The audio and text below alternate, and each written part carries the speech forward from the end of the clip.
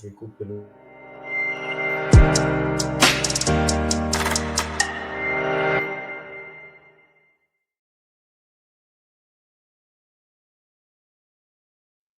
Bonjour à tous, j'espère que vous allez bien en cette fin de journée mercredi. Nous avons l'avantage, l'honneur de recevoir Guillaume Graff et Karen Arababian, deux traders dont vous avez certainement entendu parler, qui ont eu pas mal de victoires, qui ont géré des hedge funds, qui ont travaillé à Chicago. Donc on a plein d'histoires qui vont arriver, enfin histoire et un petit peu leur vie et leur trading, leur stratégie.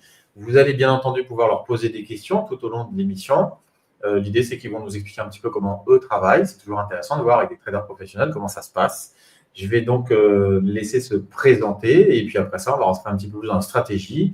Je vous montrerai également leur site internet sur lequel vous pouvez avoir des renseignements puisqu'il n'y a pas qu'une seule formation dans la vie, il n'y a pas que Trading Institute comme on dit, mais c'est toujours très enrichissant d'aller voir un petit peu ce qui se passe à d'autres endroits parce qu'on va avoir de quoi apprendre un petit peu de tout le monde. Et quand vous avez des traders professionnels qui partagent leurs écrans et qui font vraiment du trading et qui en vivent, eh bien, profitez-en, c'est assez rare.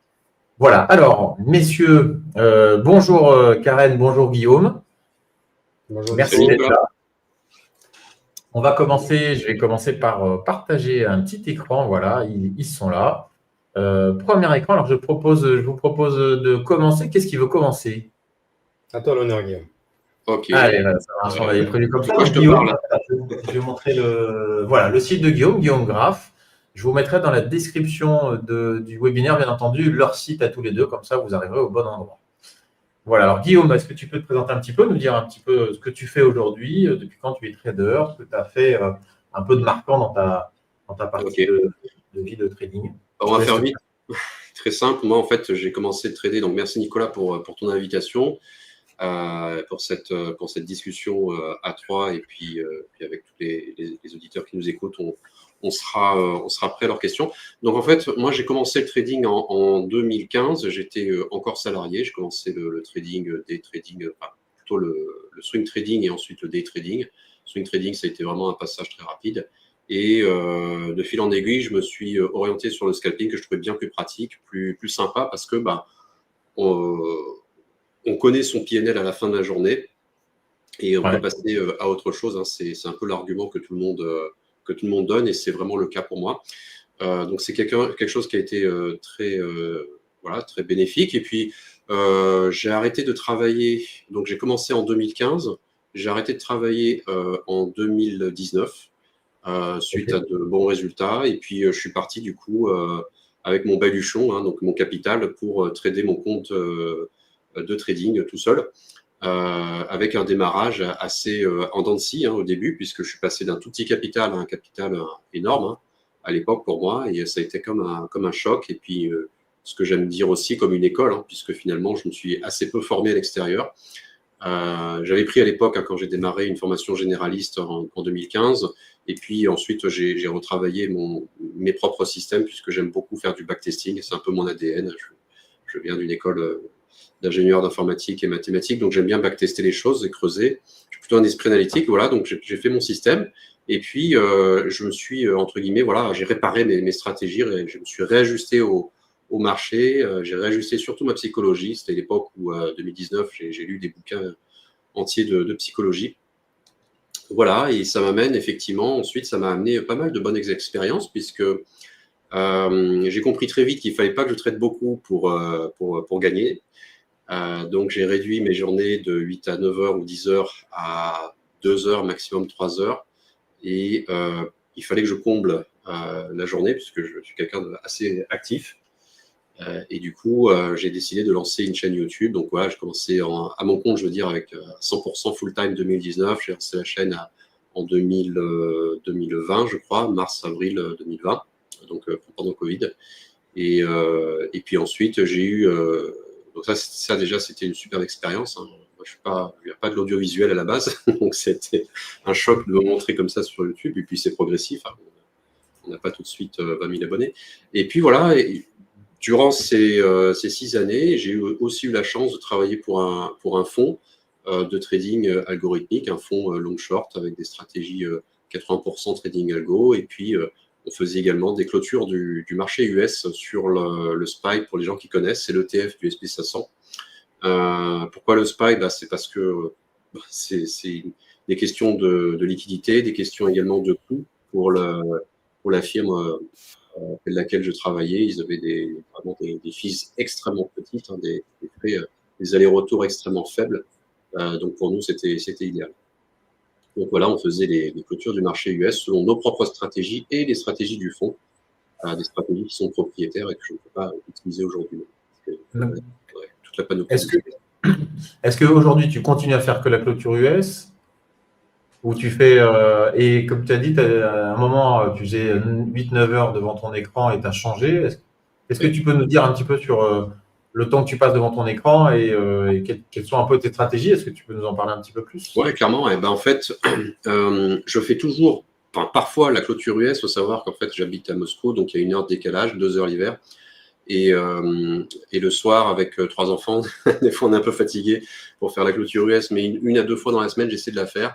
Il m'est arrivé de la faire aussi avec Karen, qui traite les indices beaucoup plus que moi. Moi, je suis plutôt spécialisé sur les obligations, on va dire depuis 1 an et demi, mais j'aime aussi trader les indices. C'est de là que je viens et je ne les renie pas du tout. Je suis très content de les trader parfois. Et non, je passe pas moins de temps devant les écrans malheureusement parce que je suis passionné. Donc, je fais beaucoup de recherche et développement, des recherches de stratégie, du backtesting essentiellement. Pas forcément pour faire des stratégies automatiques, mais pour backtester, ajuster à ce marché qui a beaucoup changé depuis 2025. Donc, j'ai un petit fichier secret où je note rétrospectivement tous les comportements du marché. Alors là, maintenant, en fait, l'idée que j'ai, c'est de lancer des scripts pour que ça le fasse à ma place. Parce que je le fais manuellement et ça me prend à peu près 30 et 40 minutes à chaque jour. Mais voilà, c'est un exemple de choses que je suis amené à faire le long de la journée. Donc, recherche de stratégie, backtesting. Et puis après, dans mon trading, en général, je trade plutôt le matin pour répondre à ta question. Plutôt le matin quand je suis en forme. D'accord, donc plutôt un passionné des marchés sur lequel tu vas vraiment travailler. On vous entendait bien, il fait toujours des recherches. C'est important de rechercher, de toujours avoir un petit peu d'adaptation au nouveau marché, parce que c'est vrai que les marchés changent énormément. Exactement, et tu m'avais demandé donc quelles sont mes stratégies. En fait, c'est quelque chose, avec le fonds, c'était vraiment l'ADN. Donc on travaillait, leur idée en fait c'était ça, c'est poser vos questions. Donc déjà ils m'ont formé, m'ont appris Bloomberg à l'utiliser, à chercher la data. Donc ça c'était super intéressant. Et leur credo c'était voilà, Guillaume, donne ton besoin. Nous on te donne toute la data que tu veux, et en fait je sais que ça coûte très cher en fait de la bonne data. De la data sans, par exemple, le biais du survivant. Pour ceux qui comprendront, c'est qu'en fait, on travaille beaucoup sur les stocks US. C'est un fonds qui était spécialisé sur le New York Stock Exchange et Nasdaq. Donc, en fait, on tradait quoi? On tradait en fait à l'Open US tous les stocks du monde, donc US, Russell, plus donc qui inclut les ETF, tous les trackers, plus on ne traitait pas sur futur. Et tout ça, vous imaginez finalement toute la data qu'on avait. On avait énormément de possibilités. Et moi, en fait, ce que je m'amusais à faire, c'était des screeners. Donc, je lançais des screeners que je crée moi-même en Python. Donc, c'est des petits programmes qu'on fait, qu'on exécute la nuit, qui vont scanner 10 à 13 000 stocks US, tout confondu. Je mets les stocks US, mais avec les ETF, tous les trackers, etc., tous les instruments du marché américain. Et sur cette base, ensuite, je fais des screeners. Ça veut dire qu'en fait, je vais venir affiner selon des stratégies. Donc, j'ai commencé avec eux avec des stratégies automatiques, parce que c'est de là que je viens, des stratégies retail de base, donc qui marchent statistiquement. Et eux, ils n'en faisaient pas du tout. Donc, ça leur a donné en fait un apport, une diversification, parce qu'en général, eux, ils se basaient plutôt sur le fondamental. Donc, ils récupéraient pas mal d'infos de Bloomberg sur le fondamental pour jouer de la mean reversion, etc., pour monter des stratégies longues et short à la fois. Donc, c'est un peu ça l'idée du hedge fund. Donc, voilà. Et donc, on faisait ça. Et les stratégies, pour te donner en fait une petite idée, rentrer un peu dans la matière, je sais que ça pourra intéresser des personnes, soit des jeunes diplômés qui veulent travailler dans une institution, ou bien des traders déjà confirmés qui veulent... Oui, parce qu'on a déjà une question là-dessus en plus. Ah super. Moi, je ne les vois pas les questions. Je m'excuse. Pardon. Est-ce que tu vois sur l'écran maintenant? Ouais, c'est bon. comment on crée une stratégie? Alors, avec eux, ce qu'on faisait, tous les outils qu'ils avaient, c'est des outils propriétaires sur Bloomberg. Donc, en fait, quand je faisais des exécutions ou quand je préparais un basket, ce qu'on appelle un basket, en fait, c'est-à-dire que moi, je viens le matin en session US, donc l'après-midi pour nous, Français / Européens, je viens en fait avec des tickers, c'est-à-dire des codes d'action ou d'ETF que j'ai préparés long et short. Et je les charge, en fait, soit je les chargeais, au début je les chargeais, puis après, en fait, on s'est débrouillé pour faire une interface pour que ce soit un peu automatique. Donc, ça se déversait dans un réceptacle sur leur serveur. Et l'idée, c'est ça, c'est que c'est assez rare. Hein. En fait, c'est un fonds spécialisé dans des stratégies de day trading. C'est assez rare, en général, quand les fonds ils exécutent des stratégies, ils ne sont pas pressés, ils vont gérer beaucoup de capitaux. Alors, en général, ça peut tourner des semaines. Après, je n'ai pas la vue de toutes les stratégies qu'ils avaient, mais leur ADN, c'était vraiment, je sais que la plupart des stratégies, c'était des stratégies, en fait, ils étaient nets le soir, cash, et il n'y avait plus rien qui tournait, ou très peu. Donc, on lançait, l'idée c'est ça, on lance en fait à l'Open US, c'est-à-dire on rentre dans le marché à l'Open US sur les stocks qu'on a détectés, et on sort au close. La question qu'on pourrait se poser, c'est pourquoi on rentre à l'Open et pourquoi on sort au close? Tout simplement, c'est des problématiques de liquidité. Quand vous rentrez en fait avec des millions et des millions sur quelques stocks US qui valent moins de $10, bon, on ne faisait pas ça, mais sur des petits stocks US liquides, on peut défoncer le marché, puis c'est pas autorisé. Donc, en fait, on va utiliser les deux gros moments de la journée où il y a le plus de liquidité, et c'est l'open du marché US et la clôture, tout simplement. Donc, c'est pour ça qu'on faisait ça. Et la deuxième question en général qu'on me pose, à laquelle je vais répondre, et puis je donnerai la parole à Nicolas et à moi. La deuxième question, c'est les stop-loss. Souvent, on me dit, OK, tu fais une stratégie. Alors, je pourrais après, un peu plus tard, répondre sur la question des stratégies et vous donner des exemples bien concrets. Sur les stop-loss, en fait, on n'en met pas. C'est pas parce que on n'aime pas les stop-loss dans les fonds. C'est tout simplement, c'est qu'on n'a pas les moyens, on n'a pas envie de payer un stop-loss sur un marché liquide. Parce que tout simplement, si on est tapé dans son stop-loss en dehors des heures de liquidité dont je viens de parler, à l'open et au close, probablement on n'aura pas de la contrepartie au prix où on veut. Donc, on pourra faire décaler le stock à la hausse ou à la baisse pour sortir de son trade. Parce que vous traitez sur des petits stocks, c'est ça. Alors, donc, c'est ça la problématique. Plus le stock est petit, en général, je veux dire en liquidité, et plus il y a de hedge à trouver. C'est un truc, mais c'est fantastique. Et donc, c'est pour ça que je pense qu'en fait, les traders particuliers ont un hedge énorme par rapport aux traders institutionnels, c'est qu'ils peuvent jouer, faire des allers-retours, se prendre des stops, pas se prendre des stops, mais positionner et fonctionner avec des stops sur des petits stocks, parce que il y a beaucoup de choses en fait à faire, il y a beaucoup de matière à travailler, et c'est beaucoup plus facile de faire de l'argent. Moi, j'en ai fait des backtests des milliers, et à chaque fois, j'arrive à la conclusion que voilà, les stratégies sur des stocks à moins de $10 ou moins de $5 ou moins d'$1, c'est ce qui marche le mieux. Mais la question après, c'est comment tu vas faire pour rentrer, sortir à ton prix, et quand tu travailles pour un fonds, c'est pas aussi simple. Donc voilà pourquoi on met pas de stop. Et à la place, qu'on fait, on fait du beta hedging sur le SPY, le SPY, donc l'ETF du SP500. On se hedge à 80% par exemple, en fonction du bêta évidemment, et ça nous permet d'être couverts en cas d'un problème sur le marché. Donc si le sous-jacent décale fortement, on est couvert par rapport à ce bêta. J'ai une petite question pour toi. Est-ce qu'aujourd'hui, il y a des logiciels simples d'accès pour pouvoir faire des stratégies du backtesting? Est-ce que tu en connais? Ah ouais, oui. Pour les gens qui savent un peu coder, étudiants, ou alors les curieux qui ont du temps, et qui ont une appétence surtout pour l'informatique, Python immédiatement. Allez sur Python, perdez pas de temps.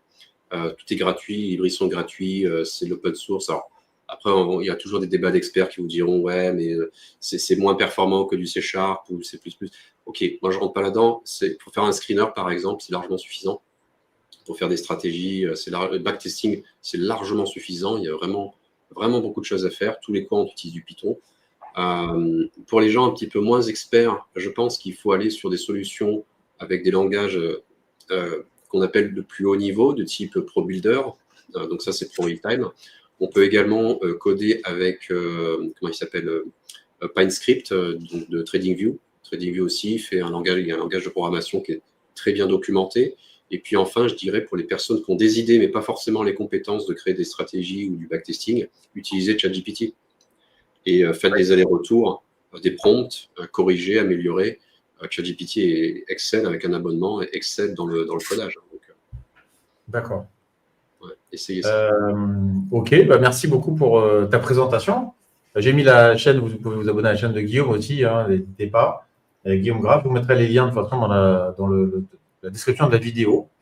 Et puis, bah, on va passer à la deuxième personne qui a la gentillesse d'être venue ce soir. Et ils sont venus tous les deux aussi pour un autre élément, c'est qu'ils ont écrit un livre, pour ceux qui le savent ou qui ne le savent pas encore, je vous montrerai juste après, ensemble sur le trading au carnet d'ordre. Voilà, bah, il est là, super. Donc, t'en bouges pas, vas-y. Voilà, le carnet d'ordre. Alors, il sera précommande et il sera disponible très bientôt à la vente sur des grandes bases, je crois le 2 mai, si j'ai bien compris, sur Amazon et choses comme ça.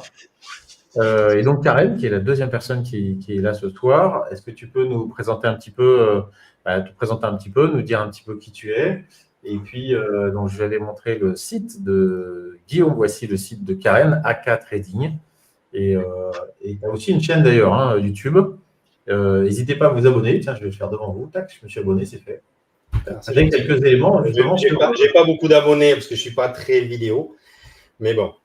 Bah, écoute, bonjour à tous. C'est bien. Bonjour à tous. Merci Nicolas de nous avoir invités. Et bonjour à tout le monde. Bonjour surtout aussi aux collègues qui sont dans le live, comme Val et Hichem et tout, ils sont avec nous. Alors, mon parcours, j'ai commencé il y a à peu près une dizaine d'années. J'ai commencé par les CFD, les graphiques, etc. Au début, l'idée, c'était de faire du trading pour gagner de l'argent.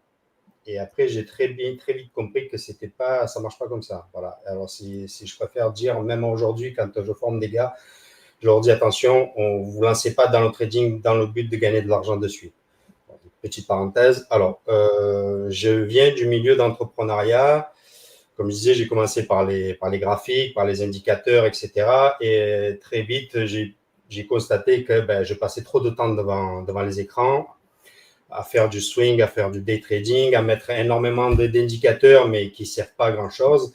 Au fur et à mesure, ma curiosité a fait que j'ai voulu basculer dans du réel, c'est-à-dire comprendre comment le marché se forme et comment les professionnels traitent. Au fur et à mesure, j'ai compris qu'il y a les marchés futurs et après, il y a les fameux carnets d'ordre.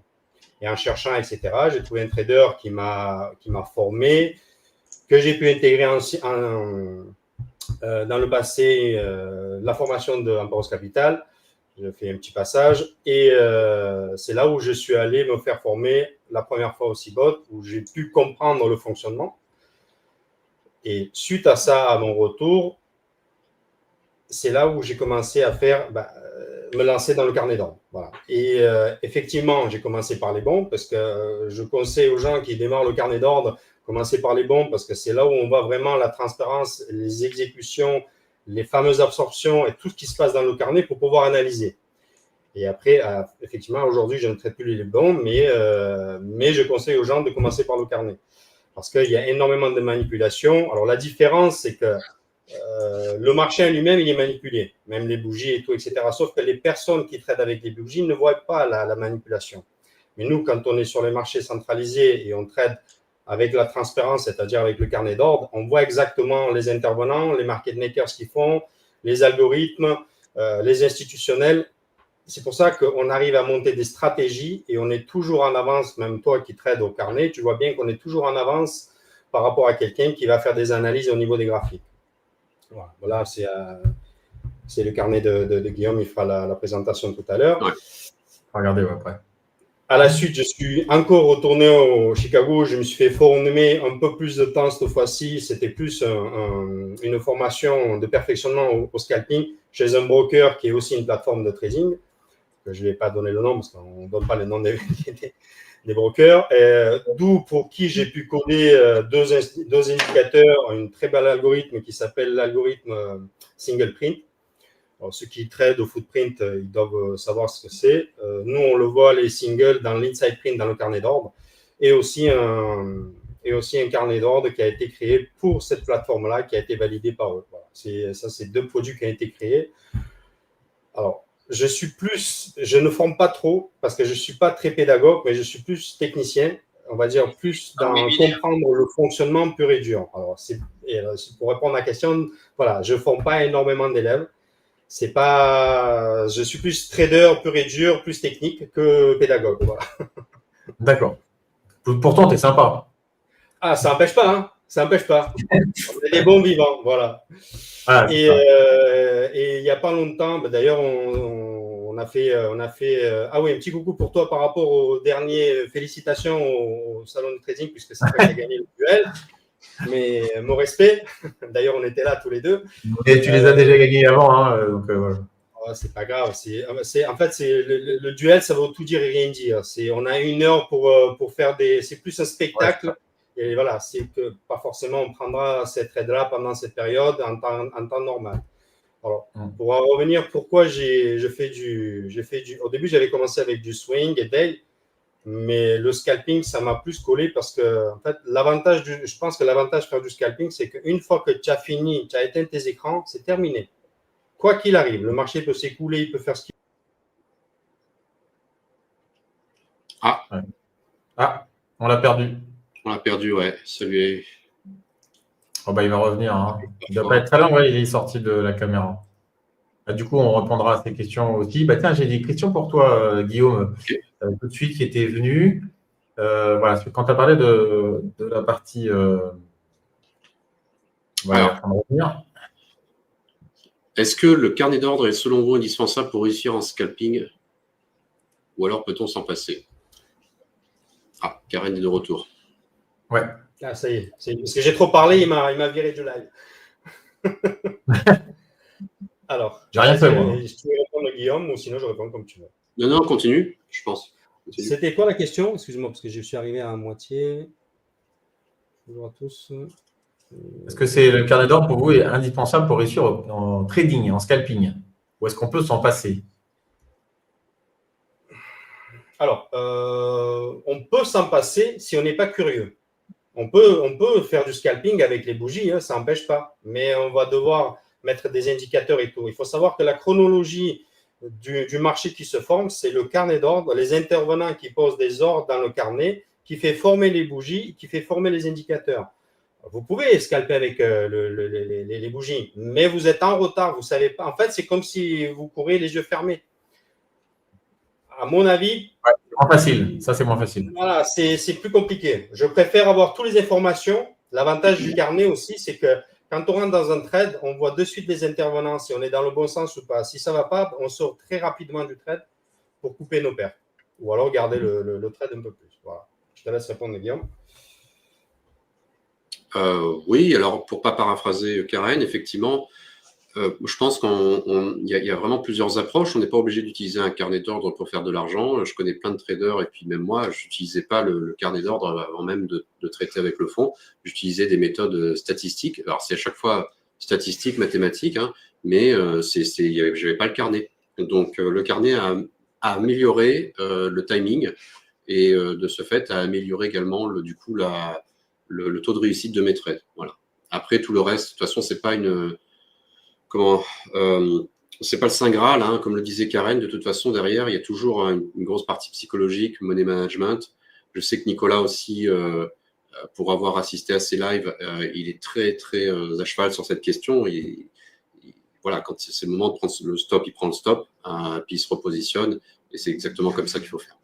Donc, la réponse, c'est qu'il y a vraiment plusieurs approches. Il faut trouver la vôtre. Le carnet, c'en est une. C'est un peu plus compliqué. Il y a des chiffres de partout. Mais avec l'habitude, en fait, ça devient une habitude. Ouais, ça devient simple. Après, on dit souvent que dans le trading, il peut y avoir le principal problème, c'est entre le siège et l'écran, quoi. C'est la partie psychologique. Voilà. Didier, il avait une question. Didier, il aime bien les bonds de FGBL et FGBM au carnet parce qu'il trouve que les carnets légers, ça le fatigue. Et c'est vrai que tu disais quelque chose d'intéressant, Karen, c'est que, et c'est ce que fait aussi Guillaume, c'est que tu as commencé avec les bonds et que tu as trouvé qu'apprendre sur les bonds, ça a apporté quand même un peu plus de facilité, ou en tout cas, d'apprentissage sur le long terme, en fait. Je vais laisser répondre à Guillaume parce qu'il traite Je sur le laisse. GBL. Alors, rapidement, sur les bonds, je pense que la courbe d'apprentissage vers la rentabilité est plus courte. Et là, je vais choquer plein de monde. En fait, c'est un graphique. Si je vous partage un autre écran, je dois arrêter le partage et, par exemple, partager écran. Partager je vais repartager un écran, ce sera plus simple. Oui, bien sûr, avec plaisir. Écran 2, je crois. Je sais pas. Écran. C'est écran 4. Hop, partager.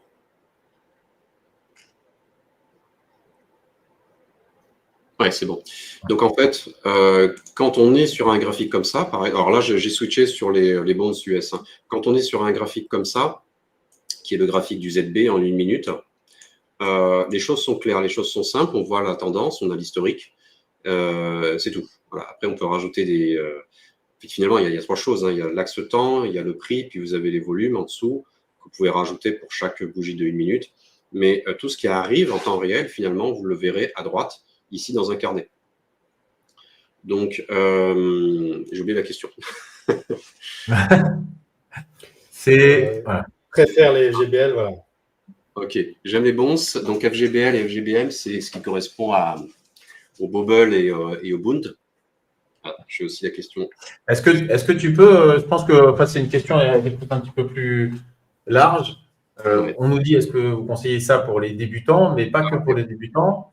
Moi, j'avais vu une stat comme quoi, en fait, les traders sur les obligations, c'est là où on avait la meilleure régularité, pas forcément rentabilité, mais régularité, hein, je pèse mes mots, qui font que peut-être toi, tu es passé justement où tu fais du trading sur les bonds. Qu'est-ce que tu trouves sur le trading sur les bonds? Tu trouves de la stabilité, tu trouves des niveaux plus clairs, qu'est-ce qui te pousse à faire des bonds aujourd'hui, toi? En fait, la réponse, elle est très claire. Regardez le carnet. Vous avez ici un ZB, c'est le 30 ans US. Okay, c'est les obligations à 30 ans. Regardez comment ça bouge. Donc, ok, c'est pas le Nasdaq. Il y a des gens qui veulent que ça pulse. J'entends bien et je comprends. Moi, je préfère quand ça bouge aussi. J'aime bien tout ce qui est dynamique. Mais là, ça pulse pas du tout. Et effectivement, il y a une statistique que je pourrais te retrouver là et partager ensuite. C'est une statistique du CFTC qui montre que les traders, alors ça ne concerne que les futurs, hein, ça ne parle pas de la crypto ni des CFD, et qui montrait qu'il n'y a que 2 classes d'actifs où les traders sont gagnants sur une année. Donc, c'est notamment là où ils sont plus gagnants, c'était les bonds, en fait, donc le marché obligataire. Je pense que c'est mon interprétation. Il n'y avait pas de conclusion par rapport à cette étude de trancher. Mon interprétation, c'est que comme c'est un marché qui est lent, bien en fait, vous avez le temps de rentrer, vous avez le temps de rentrer dans le marché et éventuellement de sortir dans le marché. Par exemple, ici, je mets un ordre. Vous voyez, j'ai mis un ordre limite à 114,29 avec un stop loss automatique à 3 ticks. Voilà, je peux regarder ailleurs, me servir de l'eau, il n'y a pas de problème, il ne va pas être tapé tout de suite. Alors que si je mets un ordre vraiment à 1 tick sur le Nasdaq, à 1 tick en dessous du prix sur le Nasdaq, je vais être tapé, je pense, en moins de 5 secondes. On est d'accord, Nicolas? Ouais, c'est clair. Ouais. Donc, voilà. C'est vrai que c'est plus calme et je trouve qu'il y a une réflexion aussi qui est plutôt intéressante sur le trade que tu vas réaliser sur un bonds. Est-ce que vous pouvez nous donner peut-être une petite stratégie ou quelque chose qui vous paraît que les gens peuvent déjà voir? Après, on a dit qu'il y avait un livre qui était très intéressant. Qu'est-ce que vous donnez comme stratégie dans votre livre, par exemple? Qu'est-ce qu'on pourrait dire aux gens qui aimeraient en savoir un peu plus? Est-ce que je peux juste revenir sur une question de tout à l'heure? Je me permets, en fait. La question qu'on avait posée, est-ce que c'est mieux de trader au carnet ou pas? Alors, j'ai fait juste un petit passage technique. Il faut savoir que chaque instrument, c'est-à-dire vous prenez le Gold, l'ES ou le Nasdaq, comme on est sur les marchés centralisés, il n'y a qu'un seul carnet par instrument. On va essayer de visualiser. Ça veut dire que la personne qui trade sur son graphique, il va mettre un ordre de limite à l'achat ou à la vente. Et l'ordre qu'il va mettre, lui, il va voir que uniquement lui sur son graphique. Sauf que moi, cet ordre sur le carnet, je vais le voir. Alors, comme il y a des milliers de personnes qui mettent des ordres sur leur graphique à l'achat ou à la vente en ordre limite, tous ces ordres sont regroupés sur un seul carnet. Ça veut dire que la personne qui trade au carnet voit exactement les ordres, les volumes d'ordres qui sont en attente à l'achat ou à la vente. Et à partir de là, vous arrivez à faire vos stratégies. L'avantage du carnet, c'est ça en fait. C'est pour comprendre, c'est que quelqu'un qui trade au graphique, il n'a que son graphique. Il ne sait pas ce qui se passe, juste par rapport aux volumes qui sont dans le passé, mais il ne sait pas ce qui risque d'y arriver. Par contre, la personne qui trade au carnet, il voit exactement les ordres qui sont posés de chaque personne qui trade sur le même instrument. Voilà, c'était juste un petit passage. Allez, je vous laisse. Non, mais c'est intéressant. Et on nous pose du coup des questions sur les graphiques aussi. Est-ce que vous servez de graphiques? Est-ce que les graphiques, ça vous parle alors? Je sais que toi, Karen, tu fais plus des indices. Et toi, Guillaume, tu fais plus des bonds. On voit que sur les bonds, en fait, les obligations américaines, les carnets sont pas très grands, pas très larges parce qu'ils bougent moins. Est-ce que du coup, tu as besoin d'un graphique quand même? Et toi, Karen, est-ce que tu te sers d'un graphique pour aller chercher des points ou tu ne regardes que le prix? Vas-y, je t'en prie. On va commencer par Guillaume. Voilà, je bouge le graphique, hein, ça devient intéressant, à mon avis. Mais effectivement, vous voyez, effectivement, donc moi, en fait, donc là, j'ai détaché une fenêtre. J'ai détaché une fenêtre du graphique, des graphiques que j'utilise. Tous mes graphiques, en fait, ils tiennent sur une fenêtre dans plusieurs onglets. Donc, si je glisse et déplacer, vous voyez, ça donne ça. Donc là, j'ai des graphiques sur le S, sur le NQ, plus d'autres trucs. Et là, bon, là, ce sont les courbes des taux que j'analyse aussi. Et ça tient en fait sur une seule fenêtre. Mais tous les niveaux que je vais venir pêcher, je vais en fait finalement les inscrire si j'en ai besoin. En général, je fonctionne plutôt avec Excel. Donc, je me note en fait tous les niveaux sur Excel qui m'intéressent. Puis, éventuellement, si j'ai besoin de les mettre, par exemple, ici, je ne sais pas, on a un 115, je peux marquer rond, niveau rond. Voilà. Et comme ça, je serai attentif à ce niveau-là. Et donc, ça, c'est des choses que je peux être amené à faire. Voilà. Donc, en fait, je vais surtout utiliser les graphiques en début de séance pour analyser mes plus bas et mes plus hauts. Donc, je vais analyser, par exemple, ici, en séance. Bon, alors ça, en général, je me le mets plutôt en vert. Donc, je vais analyser.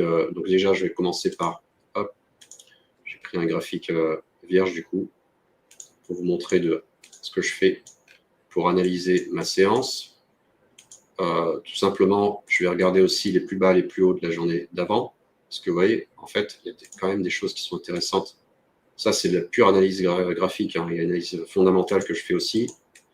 Donc, je vais analyser les plus bas et les plus hauts. Donc, ici, bon, pas la peine que je le mette. Voilà. Et donc, on observe déjà des réactions intéressantes. Et ensuite, je vais venir timer avec le carnet. Donc là, la réaction, elle a eu lieu pile poil sur les 115, 115,01. C'est un niveau rond sur le ZB. On a retracé que de 3 ticks. Éventuellement, j'aurais pu shooter ce trade-là. Alors, je vais agrandir pour que tout le monde puisse voir. Éventuellement, j'aurais pu shooter ce trade-là. Et en fait, la stratégie ici qui va être applicable, c'est de rentrer sur un repli. Donc ici, on va rentrer, par exemple. Alors, encore une fois, hein, ça va dépendre du type de marché. Si je pense qu'on est dans un marché de range, c'est quelque chose que je vais essayer de faire. Sinon, je vais essayer d'accompagner le prix. Donc, ce qui va me dire qu'on est dans un marché de range ou pas, c'est la dynamique du prix, c'est les volumes. Par exemple, au tape, j'ai un tape aussi qui est quelque part sur un de mes écrans. Je vais regarder le type d'ordre qui passe. Est-ce que c'est des ordres institutionnels, la liquidité, ou bid et ask, vous voyez. Donc ici, ça va me donner aussi une idée. Donc très souvent, le matin, quand j'arrive, j'ai très peu de liquidité en ce moment sur le ZB. C'est pas toujours le cas, mais le matin, c'est comme ça.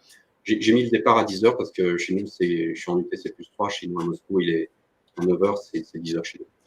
Il faut rappeler que Guillaume habite à Moscou, donc il a une différence d'horaire en plus. Exactement. Et je vais rentrer, donc si vous mettez une petite flèche sont par où? Je crois que c'est là aussi. Je vais essayer de rentrer en fait quelque part par là, voire même peut-être par là. Vous voyez. Et ça, qu'est-ce qui va déterminer ce timing? C'est le carnet, tout simplement. Moi, tout ce qui m'intéresse maintenant, c'est ça. Je veux voir en fait un mouvement vers le bas. Je veux accompagner ce retracement et je vais prendre. Alors sur le ZB en général, je vais prendre 1, 2, 3 ticks. En ce moment, je peux prendre facile 5 à 6 ticks parce qu'il est extrêmement nerveux. Et une personne tout à l'heure posait une question sur Sur les bonds européens, je ne sais plus si je remonte, je regarde mon téléphone là où j'ai les commentaires. Mais effectivement, voilà, sur les bonds européens, on a des carnets qui sont plus dynamiques. Donc pareil, on peut aller chercher 6-7 ticks.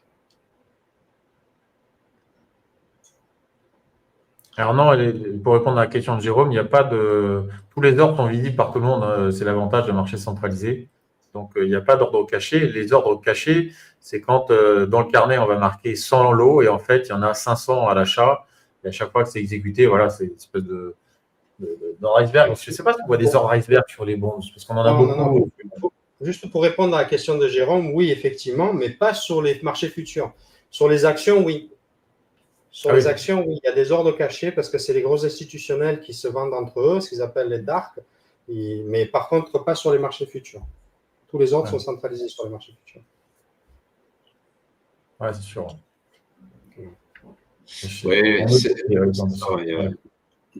Alors ça, c'est aussi un chapitre dans le livre qu'on développe justement. C'est quoi en fait c'est quoi les lois en vigueur aujourd'hui qui obligent les intervenants alors je vais vous mettre sur la bonne page, qui obligent les intervenants justement à afficher leurs intentions d'achat et de vente. C'est une obligation qu'ils ont et donc ils doivent le faire. Mais c'est vrai qu'il existe des antichambres avant le carnet dans lequel s'agrègent des genres institutionnels. Donc vous avez une loi qui est passée MiFID 2 là. Et pour réduire justement ces abus de marché, c'est une loi qui est passée, si je ne fais pas de bêtises, dans les années 2008, là, après la crise, l'affaire Kerviel et compagnie, MiFID 2. Voilà. Avant MiFID 2 et après MiFID 2 en Europe. Donc toutes les transactions, en fait, les brokers doivent envoyer aussi des rapports à l'autorité des marchés financiers, etc. Donc effectivement, il y a moins de manipulation, mais il y en a toujours. Et comme le disait Karen, effectivement, on a cette notion, on a ce qu'on appelle des ECN en amont, des carnets, mais il n'y a pas d'échange, en fait, c'est des pools d'agrégation d'ordre. Les dark pools, c'est un type de CN, et ensuite, ils viennent de toute façon à la fin, comme le disait Nicolas, s'agréger, se déverser dans le carnet, si j'ose dire, si je réduis un petit peu l'image. Est-ce que tu peux nous expliquer 2-3 petites choses sans donner trop de secrets, mais j'ai vu par exemple… qu'est-ce que c'est qu'un backtick ou une petite stratégie que tu connais, que tu aimes bien, que tu utilises de temps en temps, nous on en donne de temps en temps, les gens ils aiment bien, qui est simple à appliquer, mais qu'on peut voir une fois de temps en temps. Est-ce que vous, toi ou vous, tous les deux d'ailleurs, une petite récurrence, ou un indicateur dont tu te sers qui fonctionne bien, quelque chose qui te parle. Moi, en fait, ce que je vais donner, c'est… après, je laisserai Karen parler. En fait, ce que moi j'aime bien faire, déjà, c'est visuellement voir au bid et à l'ask. Vous voyez mon curseur à droite. Au bid et à l'ask, vous avez encore une fois les intentions d'achat, ici les intentions de vente. Ce qu'on observe ici, en fait, en bleu foncé, c'est juste en fait un marquage des bids, des ordres. Et ce que j'aime bien observer, c'est où est la pression haussière et baissière au bid et à l'ask, donc en fait en termes d'intention d'achat de vente. Et où est la pression haussière baissière dans l'inside print, c'est-à-dire les ordres market. Et donc là, c'est intéressant de voir que finalement, vous voyez, les vendeurs appuient beaucoup. Globalement, on est plus vendeur qu'acheteur au niveau du carnet. Effectivement, on est en train, au niveau du prix, d'essayer de peut-être tourner pour retracer, je ne sais pas, jusqu'à 50% du prix. Donc, on voit qu'en fait, il y a une volonté des vendeurs de reprendre la main. Ensuite, ce qu'il faut bien regarder, c'est est-ce que les vendeurs appuient? Parce qu'ils peuvent vous dire, on a l'intention de vendre, et puis finalement, il n'y a plus personne quand il y a des acheteurs qui commencent à attaquer. Ça arrive très souvent, les vendeurs se retirent, et puis ça monte comme pas possible. Donc là, en tout cas, on a une pression vendeuse. On ne peut pas deviner ce que ça sera dans 3 minutes, dans 10 minutes. Par contre, on sait qu'ici, il y a une pression vendeuse. Donc moi, mon conseil, en fait, c'est de regarder sur plusieurs temps comment ça se dessine. Là, maintenant, finalement, on est en train de voir qu'on a aussi des acheteurs qui contrent et qui montrent des intentions d'achat. Donc là, c'est un no-go pour moi, en fait. Je ne peux pas trader là toutes les 3 minutes. Mais quand je vois, par exemple, que finalement, la situation change trop fréquemment de main entre les bids et les asks, je vais préférer ne pas faire de paris, surtout dans ce type-là de zone. Vous voyez ?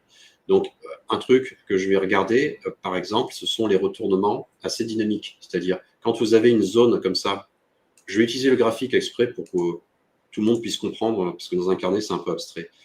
Là, en fait, on a une zone. Hop là. On a une zone, je vais la mettre en blanc, et un peu.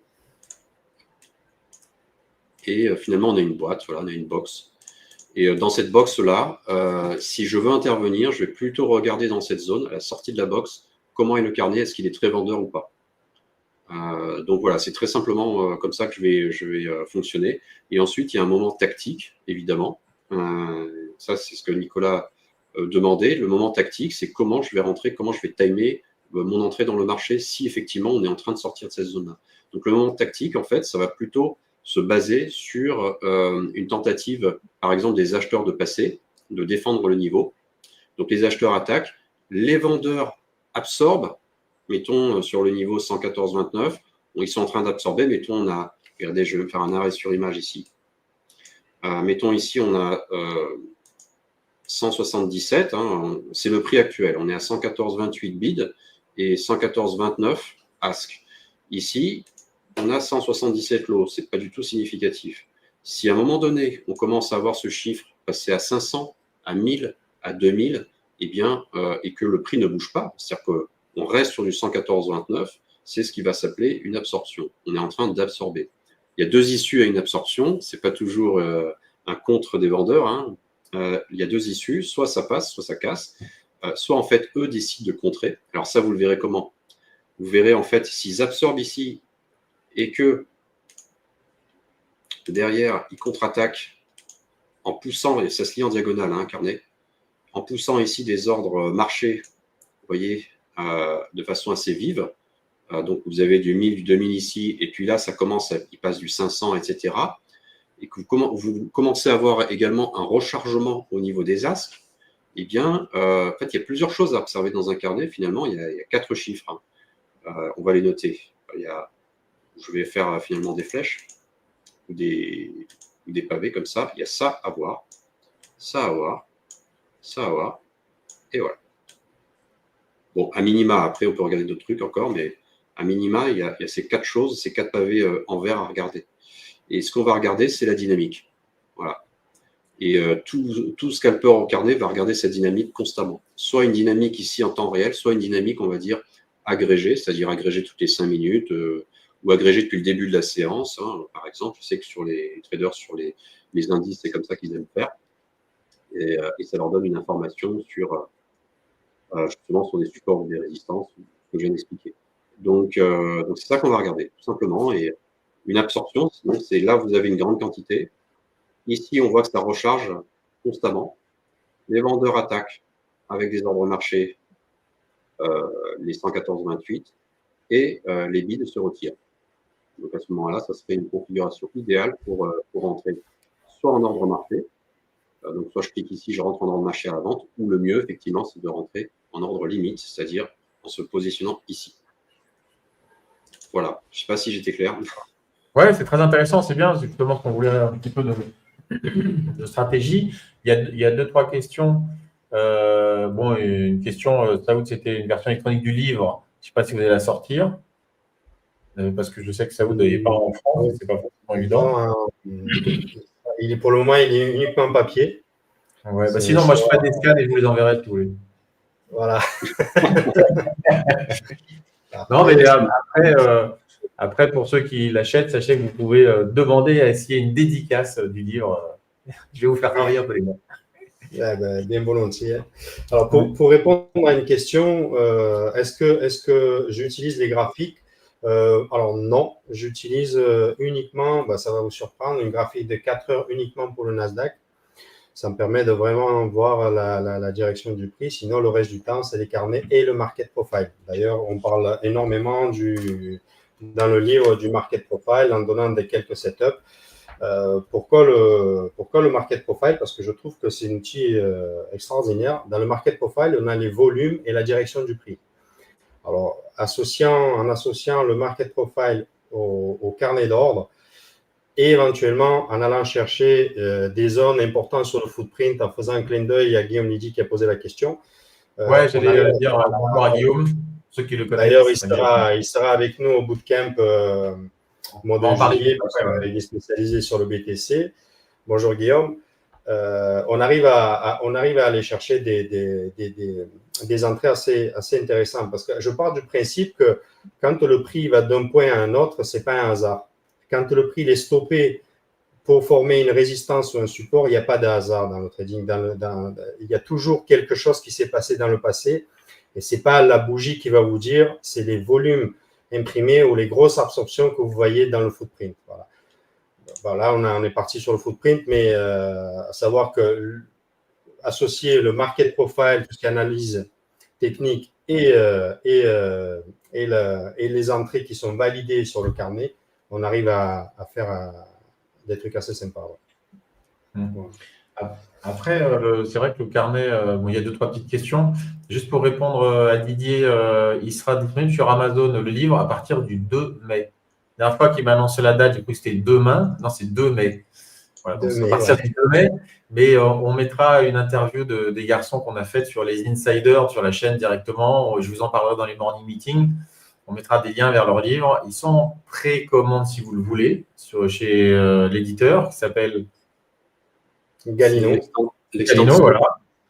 Galino vous me l'enverrez, puis je mettrai le lien sur la description de la vidéo aussi dès qu'on aura fini. Mais voilà pour le livre. Localisation plus OBV, plus MACD, plus RSI, là, ça peut-être commence à se compliquer, mais on sort un peu du carnet là. Alors, voilà. Est-ce que c'est valable? Pardon, vas-y. Pour répondre aux questions des personnes qui se posent alors, tout ce qui est indicateur, il faut savoir que les traders au CBOT, au niveau, ceux qui font du scalping, il n'y a aucun indicateur. Alors, on peut pas, si on suit la chronologie, carnet d'ordre, là où les ordres arrivent, sont exécutés, qui fait former les bougies et les graphiques, et les indicateurs. Si vous voulez scalper aux indicateurs, par rapport aux indicateurs, vous êtes vraiment en retard. Alors, ça n'existe pas. Il n'y a personne qui trade aux indicateurs en scalping. Je parle bien en scalping, pas en day trading ou en swing. Voilà. Parce que l'indicateur, c'est un calcul mathématique sur le passé. Donc, mécaniquement, il est forcément un peu en retard. Voilà. C'est l'avantage du carnet aussi. Il y a beaucoup d'informations dans le carnet. Et oui, alors il y avait une question qui je trouvais pertinente. Est-ce que c'est valable aussi pour les indices S&P 500 et Nasdaq, ce que Guillaume vient d'expliquer? Parce que c'est vrai que c'est intéressant de le voir et on a le temps, comme disait Guillaume, de voir tranquillement entrée, sortie, etc. Mais S&P Nasdaq, c'est un peu rapide. En revanche, est-ce que, et moi je rajoute à cette question, que c'est valable là-dessus, je rajoute à cette question, est-ce que, comme tout dans la vie, c'est difficile de pouvoir tout maîtriser tout de suite, il faut apprendre, donc apprendre doucement pour après accélérer éventuellement, comme en conduite automobile, comme n'importe quoi. On se retrouve un peu là-dessus, mais est-ce que ça fonctionne sur S&P et Nasdaq de la même façon? Je dirais que, alors j'ai commencé avec les bons, c'est complètement d'une autre manière de trader parce que, comme il a dit Guillaume, on voit l'absorption, on voit les choses arriver, etc. Mais par contre, à aujourd'hui, je trade sur l'ultra bon de l'UIB, l'ultra bon de 30 ans, l'S&P et un peu le Nasdaq. Alors, c'est trois tradings différents puisque déjà les stops ne sont pas les mêmes. Alors, si on prend l'exemple sur le UB, j'ai un stop de 3 ticks parce que c'est un carnet lourd, malgré qu'il soit rapide, mais c'est un carnet lourd quand même. Alors, du coup, tu peux sortir rapidement. Toi qui traites sur le Nasdaq ou l'ES, tu sais très bien que si on met un stop sur le ES, de 3 ticks, ça ne marche pas, ça n'existe pas. Alors, du coup, l'ES, on peut éventuellement appliquer ces stratégies d'absorption puisque c'est un carnet lourd par rapport aux indices, c'est le carnet le plus lourd des indices. Alors, par contre, le Nasdaq, pour moi, le carnet, il sert juste un passage d'ordre.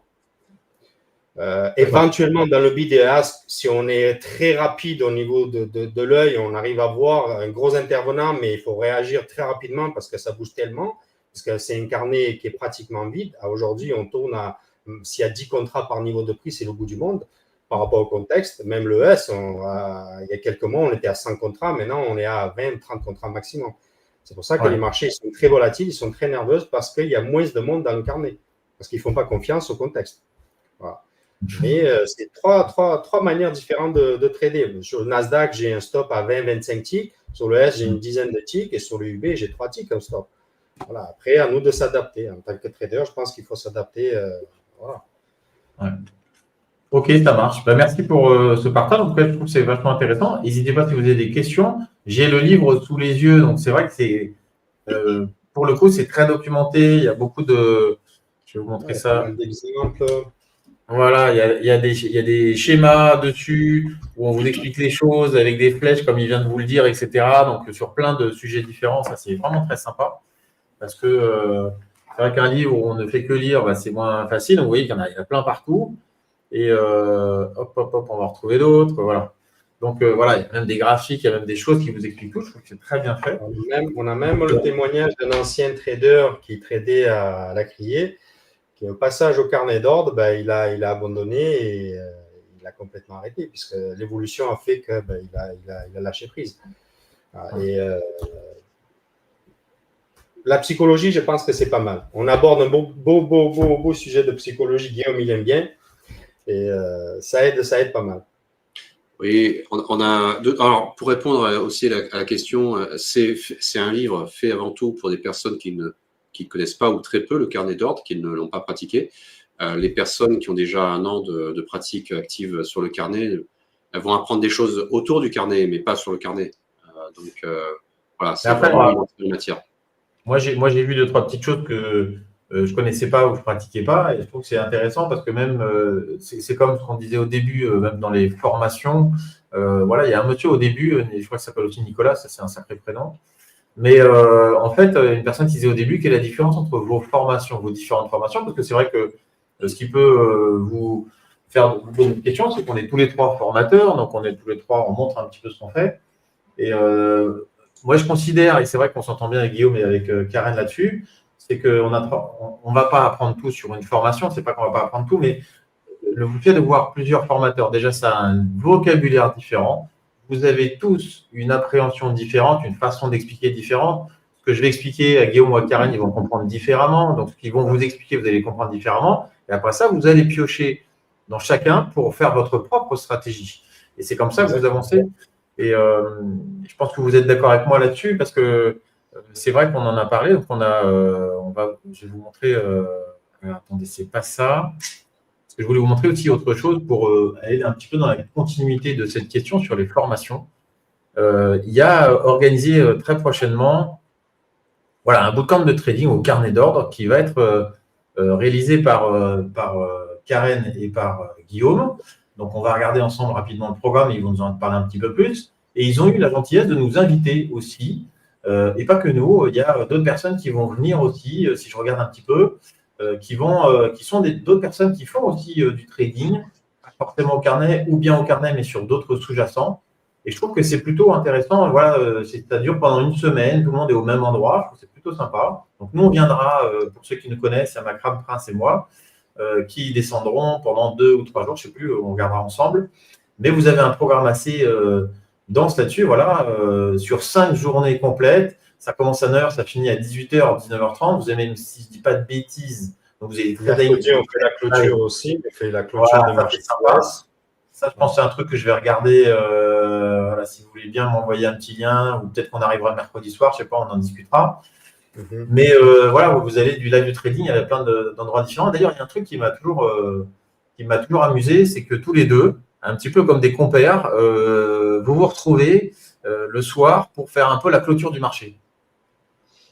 Et est-ce que c'est vrai ça? Est-ce que une fois ou 2 fois par semaine, vous vous retrouvez à un jour précis? C'est un secret, je ne voulais pas le dire, mais bon, puisque tu l'as dit, on va parler de stratégie aussi.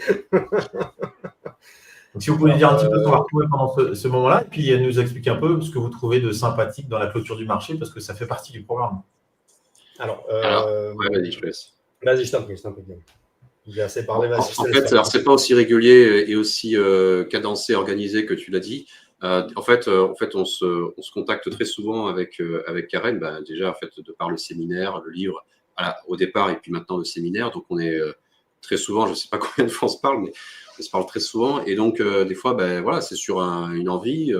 Il me dit, tiens, je vais faire la clôture US. Alors, je sais que Karen aime bien la faire le vendredi soir.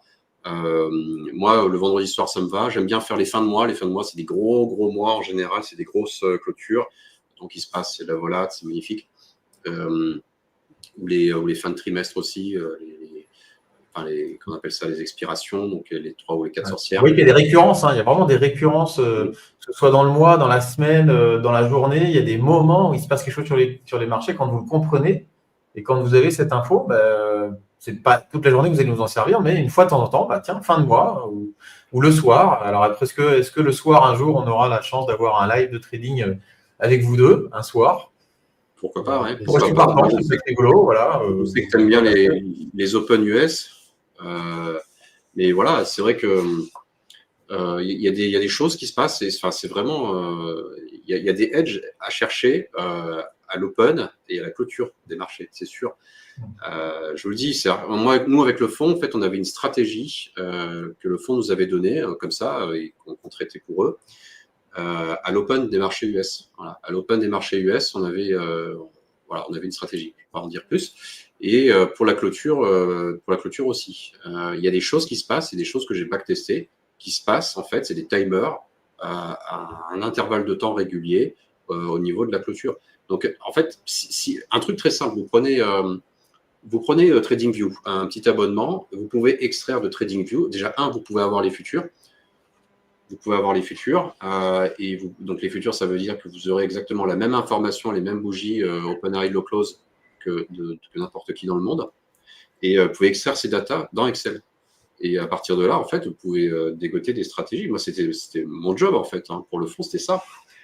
Et que vous le fassiez d'ailleurs avec Excel de façon systématique ou plus classique, en regardant les graphiques, vous allez forcément, si vous passez des heures, vous allez forcément trouver des choses. Forcément. Parce qu'il voulait une stratégie. Alors, comme l'a dit Guillaume, moi, le vendredi, c'est mon péché mignon. C'est vendredi en général. Un petit conseil, juste vous observer, c'est que vous allez voir, le marché américain, il ferme on va parler au New York, il ferme à 16h. Vous connectez 2 heures avant. 22h. 22h, voilà, 22h. On se connecte vers 19h30, 20h maximum et vous observez ce qui se passe pratiquement 99% du temps. Quand le prix il est éloigné du VPOC, c'est-à-dire le VPOC, c'est là où il y a eu énormément de transactions au niveau du volume, à 99% du temps, avant la clôture, le prix va chercher le VPOC pour clôturer. C'est là où il se débarrasse le maximum de positions. Voilà. Alors ça, c'est une petite stratégie qui marche souvent. Observez, vous verrez que vous pouvez faire votre semaine en tradant uniquement le vendredi. La clôture, 1 heure et demie avant. Et vous verrez, si vous avez la chance de trader avec le carnet, en fait, ce qui se passe dans le carnet, c'est qu'on voit énormément d'algorithmes qui se débouclent les positions et le marché, où il baisse, où il monte, en fait, il va chercher exactement les gros volumes autour du VPOC pour se débarrasser de leur position. Parce que c'est là, en fait, c'est là où ils peuvent lâcher les positions, en fait. Voilà. Ça, c'est une petite stratégie sympathique. Essayez-le. Et moi, j'ai noté. En fait, c'est vrai que. On se le fait ensemble, si tu veux. Ouais, avec plaisir. Et en fait, vous voyez, c'est un mélange de plein de choses qui vont faire que quand vous voyez des choses ou quand il y a des choses qui se passent, vous pouvez gagner de l'argent, avoir des récurrences. Donc, n'hésitez pas à vous faire former par plein d'autres choses, par plein d'autres personnes, par plein d'autres stratégies. Et c'est vraiment, vraiment très sympa. Donc, c'est noté. Je vais vous mettre aussi le lien du bootcamp pour ceux qui souhaitent s'inscrire. Alors, c'est la semaine du 14 juillet, donc c'est du 14 au 18 juillet. Alors, on nous a demandé pourquoi à Cassis, pourquoi pas en Suisse? Parce qu'on est à 150 mètres de la mer. Voilà, 150 mètres de la mer. Si vous avez bien noté, il y en a qui a un petit accent là-bas. Et vraiment, voilà, c'est assez sympa, un beau lieu et tout. Et puis après, on organisera d'autres choses, on fera d'autres choses. Mais voilà, n'hésitez pas à regarder si vous avez l'occasion. C'est un vrai mélange. On sera nombreux à venir, à parler, à trader devant vous. Et je trouve que c'est une très, très belle expérience. En tout cas, je vous remercie à tous les deux pour votre présence. C'était sympathique de partager ce moment avec vous. Encore une fois, dès que cette vidéo est terminée, je vais vous mettre dans la description. Donc, laissez-moi une petite minute ou deux, le temps de mettre les liens spécifiques pour ce webinaire vers leur chaîne. N'hésitez pas à vous abonner aux 3 chaînes, donc celle de Guillaume, celle de Karen. Je vais vous remontrer un petit peu tout ça. Voilà, vous avez Guillaume et vous avez Karen. Alors, Guillaume, il a un petit peu d'avance sur nous deux. Karen, il est à 25 000 abonnés. Karen, tu étais à 62, tu es passé à 70. Et ben voilà, tu vois, tu as des 8 abonnés, c'est parfait. Et donc, mais c'est comme ça que ça marche, en fait. C'est surtout que vous abonner, ça vous donne des petites astuces, des petites notifications, pas sur votre portable, hein, juste des petites notifs sur YouTube, mais quand il y a des nouveautés, c'est sympa. Et en fait, en regardant les vidéos de gens sérieux, parce que c'est vrai qu'il y a beaucoup de choses sur Internet, mais quand vous avez des gens sérieux qui font vraiment du trading, leur métier, qui vous mettent des vidéos gratuitement, et ne serait-ce que regarder ces vidéos, vous allez apprendre encore des choses, quoi. Donc, n'hésitez pas. Merci en tout cas à vous deux d'avoir accepté de participer à ce moment-là. Merci. Et puis, on se retrouvera dans les Insiders bientôt, puisque ce sera pour l'occasion du sortie du livre. Et avant ça, voilà, je vous mets aussi le lien pour ceux qui veulent le précommander. Et puis, on se voit très, très bientôt pour un live trading ou pas live. On va réfléchir à un vendredi soir. Ça marche avec grand plaisir. Ça marche. Merci à vous. Merci, Nico. Au plaisir. Et puis, je vous souhaite à tous une bonne soirée. Et puis, un bon match. N'oubliez pas le livre. Et n'oubliez pas le livre, on va le mettre en lien. Hein. Et n'oubliez pas que si vous êtes sympa et que vous venez au séminaire avec votre livre, vous avez une dédicace des deux.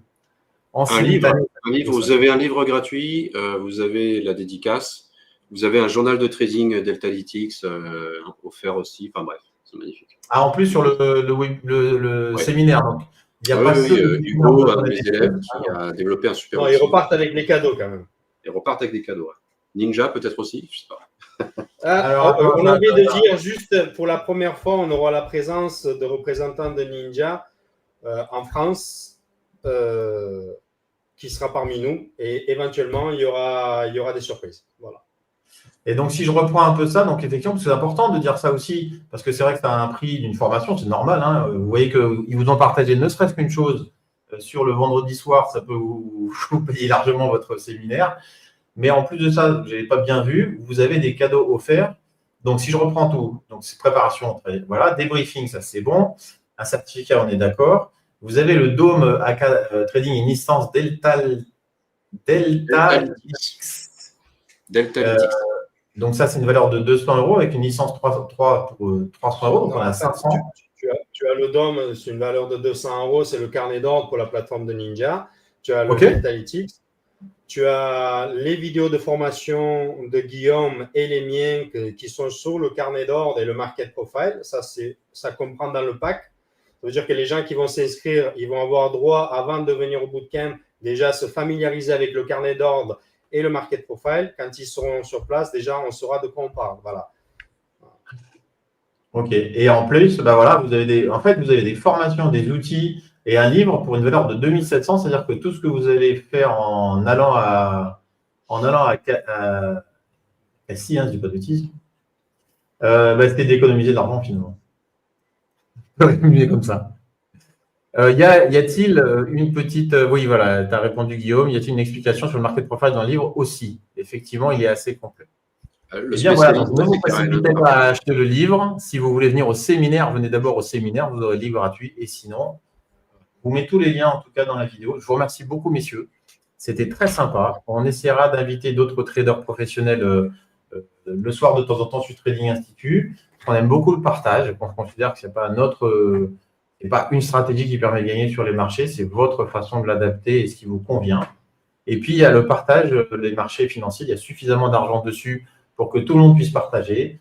Donc, voilà, on vous donne des stratégies. Ils vous en ont donné plusieurs ce soir. N'hésitez pas à regarder le replay pour les revoir.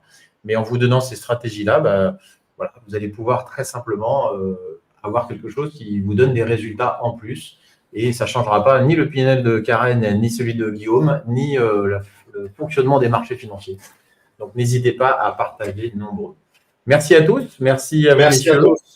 Merci beaucoup. On se retrouve pour ce Trading Institute demain matin, 9h30 pour le morning meeting et 15h30 pour le live de trading, comme d'habitude. Merci pour votre attention. Ciao, ciao. Et puis, ciao, merci. Bye bye.